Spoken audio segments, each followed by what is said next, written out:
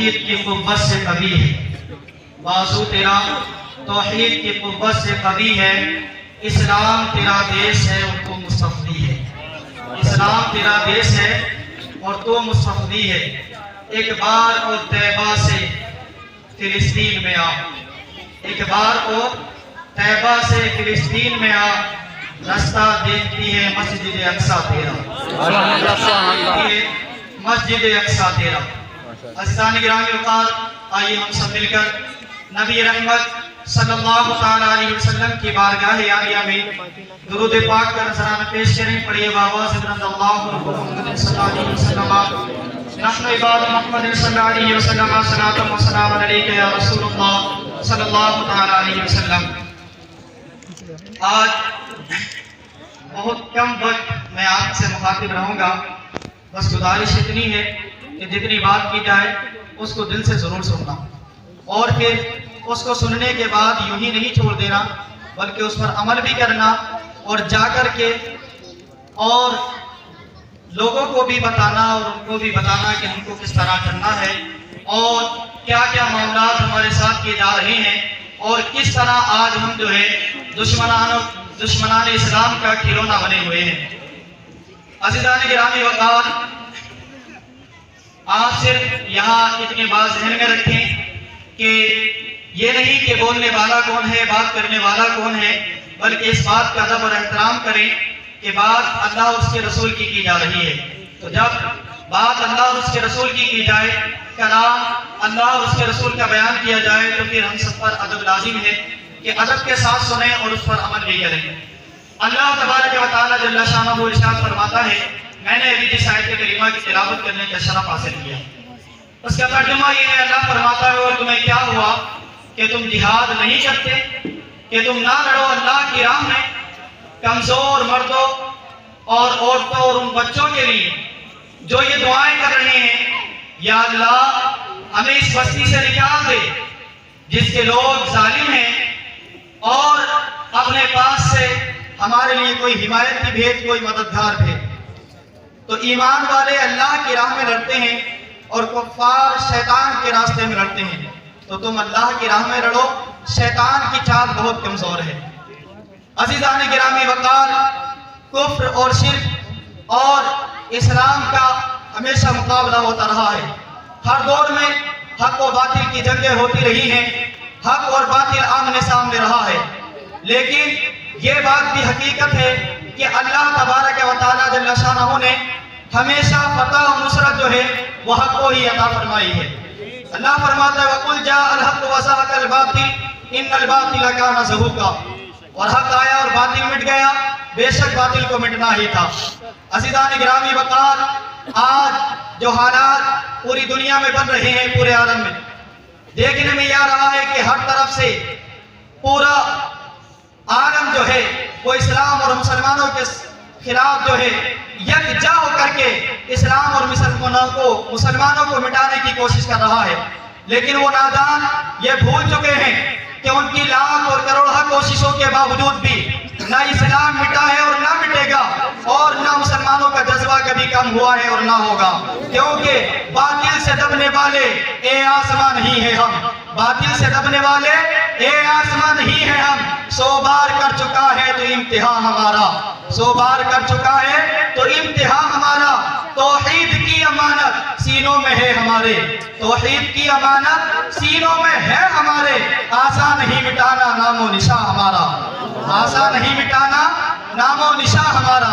عزیزان گرامی وقار، ہم سب کو چاہیے کہ ایسے عالم میں جبکہ نہ بات کرنے کو دل چاہتا ہے، نہ کھانے کو دل چاہتا ہے، نہ پینے کو دل چاہتا ہے، جب نظروں کے سامنے وہ روتی بلکتی ماں کے چہرے آتے ہیں، اجڑی ہوئی گودوں میں ماں کی گودیں جب نظر آتی ہیں، جب بچوں کی آہو فغاں آتی ہے، جب ظالموں کا ظلم دیکھا جاتا ہے کہ ظالم اگر لڑتے تھے تو جنگوں کے کچھ اصول ہوا کرتے تھے، لیکن آج ظالم اور جابر یہ دہشت گرد اس طرح حملہ آور ہیں امت مسلمہ پر کہ انہوں نے تمام حدوں کو پار کر دیا ہے۔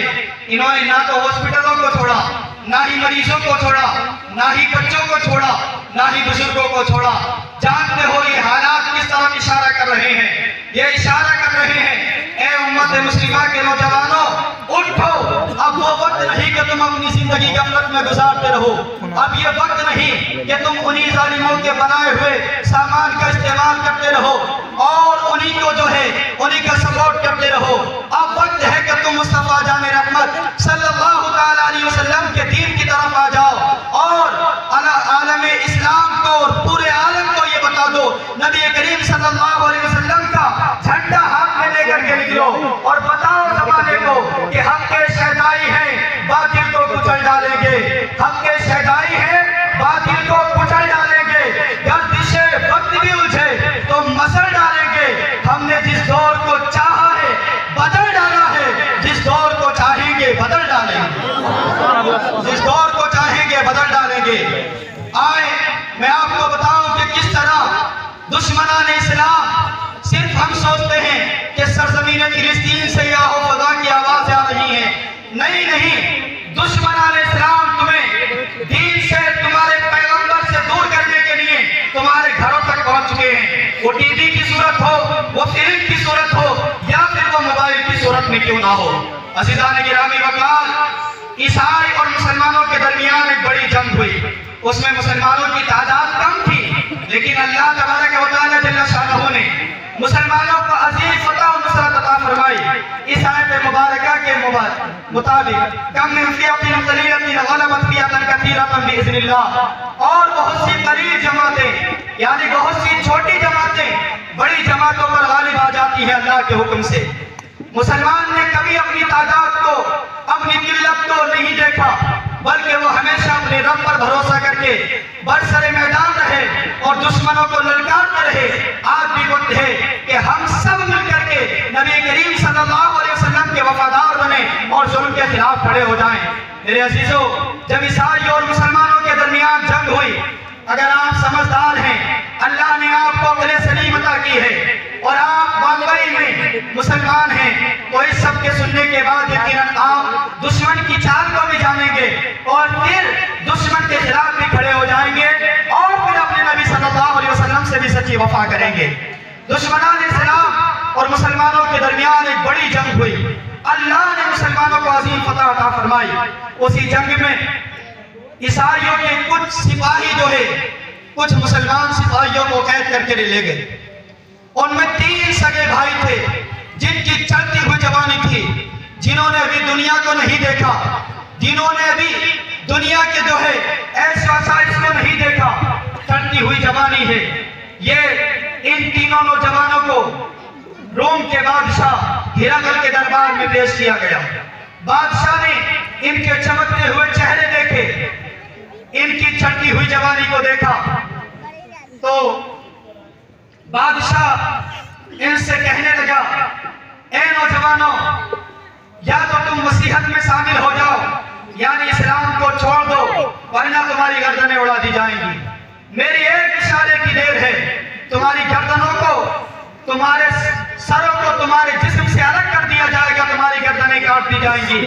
عزیزان گرامی وقار، اگر آج ہم ہوتے جن کو جو ہے مسجد جانے سے بھی ڈر لگتا ہے، جن کو ظالم کے خلاف بولنے میں بھی ڈر لگتا ہے، جو گونگے اور بہرے شیطان ہوئے ہیں، تو نہ جانے وہ کس طرح کا وہاں پر رد عمل دیتے۔ لیکن قربان جاؤ مجاہدان اسلام پر، وہ کہتے ہیں، اے بادشاہ، تو کیا سمجھتا ہے کہ ہم اس وجہ سے اسلام کو چھوڑ دیں گے؟ خدا کی قسم، ہمارے خون کا آخری قطرہ بھی ہمارے ایمان کی گواہی دے گا۔ آخری قطرے تک ہم محمد مصطفیٰ صلی اللہ علیہ وسلم کا دیا ہوا ایمان نہیں دے سکتے، جان تو دے سکتے ہیں۔ کسی نے کہا تھا، غلامان محمد جان دینے سے نہیں ڈرتے، یہ سر کٹ جائے یا رہ جائے کچھ پرواہ نہیں کرتے۔ وہی مثال آج مجاہدین اسلام پیش کر رہے ہیں۔ ماؤں کی گودوں کو اجاڑ دیا گیا، باپ کے سامنے بیٹے کو قتل کر دیا گیا، بم برسا کر کے بلڈنگوں کو تباہ کر دیا گیا، لیکن پھر بھی وہ مجاہدین اسلام کہہ رہے ہیں، خدا کی قسم، ہم اپنے خون کا آخری قطرہ دیں گے، اپنا بچہ قربان کریں گے، لیکن مسجد اقصی پر آج تک نہیں آنے دیں گے۔ مسجد اقصی عرب و عجم کا مسئلہ نہیں، بلکہ مسلمانوں کے ایمان کا مسئلہ ہے۔ مسجد اقصی کوئی عام مسجد ہے. کعبہ شریف کے بعد جو مسجد تعمیر کی گئی وہ مسجد اقصیٰ ہے. مسجد اقصیٰ سے جب تک ہمارا تعلق ہے، جب تک کہ قرآن مجید میں یہ آیت کریمہ سبحان الذی اسری بعبدہ لیلا من المسجد الحرام الى المسجد الاقصى الذی بارکنا حولہ لنریہ من آیاتنا انہ هو السمیع البصیر موجود ہے. اللہ فرماتا ہے کہ پاک ہے وہ ذات جو راتوں رات لے گئی اپنے بندے کو مسجد حرام سے مسجد اقصیٰ تک، جس کے ارد گرد ہم نے برکتیں رکھی ہوئی ہیں. تو مسجد اقصیٰ سے ہمارا تعلق ہمارے ایمان کا مسئلہ ہے. کوئی کتنی بھی باتیں کرتا رہے، کوئی کچھ بھی کرتا رہے، لیکن ہماری زبانوں کو وہ نہیں روک سکتا، کیونکہ میرے آقا صلی اللہ علیہ وسلم ارشاد فرماتے ہیں آج ہمارے دلوں میں بڑا ڈر اور خوف بیٹھ گیا ہے، لیکن حضور کی حدیث کو ہمیشہ یاد رکھو. میرے نبی ارشاد فرماتے ہیں کبھی بھی لوگوں کے ڈر کی وجہ سے جو ہے حق کہنے سے پیچھے نہ ہٹنا. نہ کوئی تمہیں موت دے سکتا ہے، نہ کوئی رزق کو دور کر سکتا ہے. نہ کوئی تمہیں موت دے سکتا ہے، نہ رزق کو تم سے دور کر سکتا ہے. اور پھر وہ کسی سے کیوں ڈرے جس کی تو تمنا ہی یہ ہے کہ ادھر جان نکلے گی ادھر قبر میں مصطفیٰ کا دیدار ہو جائے. مجاہدین اسلام کو پھر انہوں نے کہا جان تو دے سکتے ہیں، ایمان نہیں دے سکتے. بادشاہ نے کہا یہ مسلمان اپنے ایمان کے بہت پکے ہوتے ہیں، ایک کام کیا جائے کہ تیل کو گرم کیا جائے اور باری باری کھولتے ہوئے تیل میں کو ڈالا جائے. توجہ ہے آپ حضرات، آپ سے مخاطب ہوں. یاد رکھنا یہ خطاب جو ہے میں دیواروں سے نہیں کر رہا، آپ سب سے کر رہا ہوں.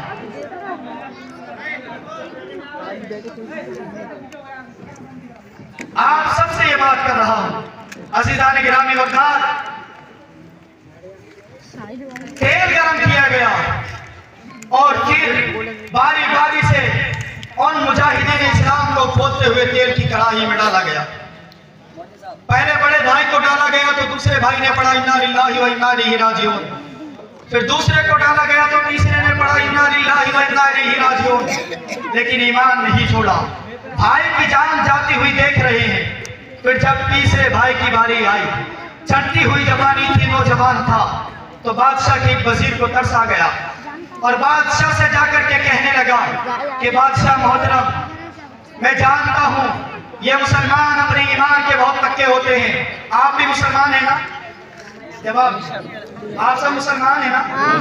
آپ سب نے نبی کا کلمہ پڑھا ہے نا؟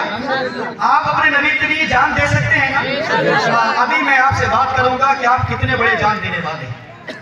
اپنی تاریخ کو دیکھیں پہلے اور پھر اپنے آپ کو دیکھیں. خود سے پوچھیں کہ میں کیا ہوں، خود سے پوچھئے گا. جب تیسرے بھائی کی باری آئی تو وزیر جو ہے سفارش کرنے لگا، کہنے لگا میں جانتا ہوں کہ یہ مسلمان اپنے ایمان کے بہت پکے ہوتے ہیں. نہ جانے ان کے نبی نے ان کو ایسا کون سا شک لایا ہے جس کو دنیا کی کوئی ترسی نہیں اتار سکتی. لیکن یہ عربی لوگ عورتوں کے بہت شائق ہوتے ہیں، بڑے شائقین ہوتے ہیں. میں اس کا ایمان برباد کرنے کے لیے ہر منصوبہ استعمال کروں گا، ہر حربہ استعمال کروں گا اور چند ہی دنوں میں اس کا ایمان چھین لوں گا. نوجوانوں، آپ سے میں مخاطب ہوں کہ آپ کے ایمان کو چھیننے کے لیے آج بھی یہود و نصارہ، کفار و مشرکین کس طرح آپ کے ساتھ کھیل کھیل رہے ہیں اور آپ ان کا کھلونا بنے ہوئے ہیں. میں آپ ہی سے مخاطب ہوں. وہ وزیر جو ہے اس نوجوان کو اپنے گھر لے جاتا ہے. رات کی تاریکی چھا جاتی ہے. جا کر کے اس نوجوان کو ایک کمرے میں جو تنہا ہے اس میں بند کر دیتا ہے اور جا کر کے اپنی بیٹی سے کہتا ہے بیٹی میں اس نوجوان کو لے کر کے آیا ہوں. دنیا عیسائیت میں تجھ سے بڑا کوئی حسین و جمیل نہیں ہے. دیکھ میری بیٹی، آج حسیناؤں کے لیے اور موبائل اور اینکر پہ آنے والی اینکر وہ اداکارہ ہیں، وہ فاحشاؤں سے ہی قوم کا ایمان چھینا جا رہا ہے. میری قوم کا نوجوان ساری رات موبائل پر بیٹھ کر کے بے حیا اور خبیث عورت کو دیکھتا رہے گا، اس کا ننگا ناچ دیکھتا رہے گا، لیکن یہ مسجد جا کر کے نماز نہیں پڑھے گا. یہ سوچتا ہے میں تو پیسے والا ہوں، میں تو دولت والا ہوں، میں تو شہرت والا ہوں، لیکن اسے پتہ نہیں یہ تو کفار اور مشرکین کا کھلونا بنا ہوا ہے. عزیزان گرامی وقار وہ لے کر کے جاتا ہے، اپنی بیٹی سے کہتا ہے کہ دنیا عیسائیت میں تجھ سے بڑا کوئی حسین و جمیل نہیں ہے. دیکھ بیٹی، اگر ہم اس نوجوان کا ایمان چھیننے میں کامیاب ہو گئے تو ہمیں انعام سے مالا مال کر دیا جائے. کیا کہا؟ جواب دے. آپ بولیں گے میں بھی آدھا بولوں گا. انعام سے مالا مال کر دیا جائے گا. وہ لڑکی کہتی ہے کہ بابا یہ تو میرے بائیں ہاتھ کا کھیل ہے, ابھی جاتی ہوں اور ابھی اس کا ایمان برباد کر کے واپس آ جاتی ہوں. اللہ اکبر. وہ لڑکی رات کی تاریکی میں داخل ہوتی, کمرے میں داخل ہوتی ہے رات کی تاریکی میں. نوجوانوں میں آپ سے مخاطب ہوں جو رات کو کمرے میں بند ہو کر کے اور فون کی اسکرین کو آن کر کے وہاں زنا کے مناظر اور گندی فلمیں دیکھتے ہوئے تم نظر آتے ہو, کامیڈی وغیرہ اور فلمیں ڈرامے تم دیکھتے ہوئے نظر آتے ہو, اور امت مسلمہ کی روتی ہوئی ماؤں کی چیخیں تمہیں سنائی نہیں دیتی, مسجدیں خالی تمہیں نظر نہیں آتی, علماء جو ہے چیختے چلاتے تم سے فریاد کرتے ہوئے تم کو نظر نہیں آتے, تمہاری مسجدوں سے مینار کرتے ہوئے تمہیں نظر نہیں آتے, تمہارے نبی کریم صلی اللہ علیہ وسلم کی شان اقدس میں گستاخی ہوتی ہوئی تمہیں نظر نہیں آتی, پھر بھی تم کھلکھلاتے چوراہوں پر بیٹھ کر کے عیاشیاں کرتے ہوئے نظر آتے ہو. میں تم سے تمہاری غیرت پوچھ رہا ہوں یہ واقعہ بتا کر کے. وہ لڑکی رات کی تاریکی میں جاتی ہے, رات کی تاریکی میں کمرے میں داخل ہوتی ہے. آج ہم سب پر بھی یہ معاملات جو ہمارے سامنے آتے ہیں اور ہم کیا کرتے ہیں اور ہمارے اسلاف کا طریقہ کیا تھا ذرا نظر میں رکھیے گا. جا کر کے دیکھتی ہے وہ نوجوان جو ہے قرآن کریم کی تلاوت کر رہا ہے. اللہ اکبر. پوری رات گزر جاتی ہے, وہ نوجوان قرآن کی تلاوت کرتا رہتا ہے. آخرکار وہ لڑکی اٹھ کر کے آ جاتی ہے, بڑی حیرت زدہ ہوتی ہے کہ ایک طرف تو ساری دنیا جو ہے مجھے ایک نظر دیکھنے کے لیے ترستی ہے, لیکن یہ نوجوان ہے جو نظر اٹھا کر کے دیکھتا ہی نہیں ہے. آ کے اپنے باپ کے پاس آتی ہے صبح کو. باپ پوچھتا ہے بیٹی کیا ہوا؟ وہ کہتی ہے شاید آج اس نوجوان کی کوئی عبادت کی رات تھی, اس نے میری طرف نہیں دیکھا. اب دوسرے دن داخل ہوتی ہے تو دیکھتی ہے کہ وہ نوجوان جو ہے نفل نماز ادا کر رہا ہے. اللہ اکبر. 40 راتیں یوں گزر جاتی ہیں, وہ لڑکی اس کے کمرے میں داخل ہوتی رہتی ہے, لیکن قربان جاؤں اس نوجوان کی عظمت پر جس نے 40 رات تک پاس میں بیٹھی حسینہ کو ایک نظر اٹھا کر کے نہیں دیکھا, اور دیکھ بھی کس طرح سکتا تھا جس کی آنکھوں پر قبضہ مدینے والے مصطفیٰ کا ہو, وہ غیروں کی طرف کیا اٹھ سکتی ہیں. میں نوجوانوں پیغام دیتا ہوں کہ تم کسی غیرہ ننتو خیرہ کے پیروکار نہیں ہو, تم حسینوں کے حسین محمد مصطفیٰ صلی اللہ علیہ وسلم کے امتی ہو. آج آؤ اپنے نبی سے پیار کرو, اپنے نبی کی سیرت کو اپناؤ.